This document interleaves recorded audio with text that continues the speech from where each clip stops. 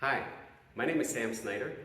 I'm the pastor of Cross Culture Community Church, and I'm delighted to be able to be serving in this new capacity as International Ministry Director with the Pilgrim Center. My story goes all the way back to Mexico, where I grew up. I was born in Texas, raised in Mexico, and I was a Mexican as far as I was concerned. I felt Mexican, I thought Mexican, I acted Mexican, and I was going to live in Mexico forever. And then when I was 8 years old, I was praying, worshiping. There was this song by Marcos Witt that says, "Heme aquí," and it's from Isaiah 6. And as I was in that room worshiping by myself, the presence of God filled the room, and I knew God was calling me to the nations. And I didn't know exactly what that meant, but I said, "Heme aquí, here am I, send me. I will go to the nations." And it was bringing from Isaiah 6 and Jeremiah 1, God's heart for the nations. And he brought me to the States to teach me about missions. I had said I would never marry an American, and I married Sarah over 18 years ago. And she's definitely an American.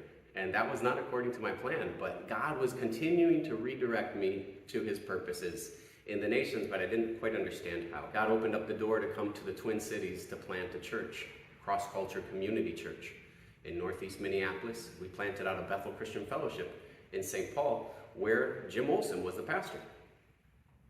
Through the long relationship that we had together, he was part of getting this church going. And I got to work with him for a long time until he transitioned to work with the Pilgrim Center.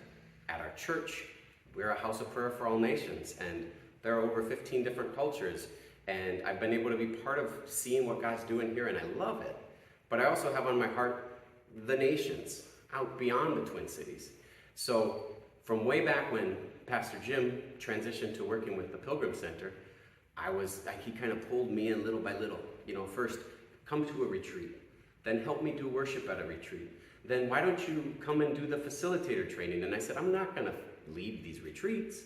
But because of all the things that I had seen in ministry and the brokenheartedness and the hurt, and even seeing people continuing on in ministry even though they're carrying these wounds, I knew it was important, and I knew I wanted to be part of that. My heart's been for leaders all these years, to pour into leaders and to see hearts healed and to see reconciliation take place. In fact, 2 Corinthians chapter 5 has been for me a very key passage. So when I was at that first retreat and I heard that as our passage we were studying together in our group, that really hit me. And before I knew it, we were in Mexico leading retreats with pastors and leaders.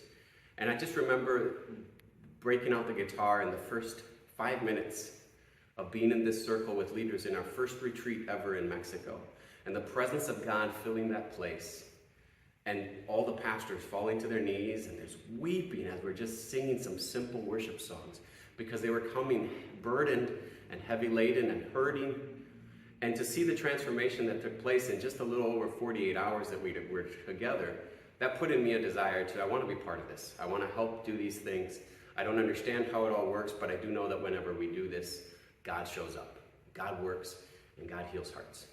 So I'm really excited to see what God's going to continue doing throughout the world as we connect together to see this work of reconciliation go on.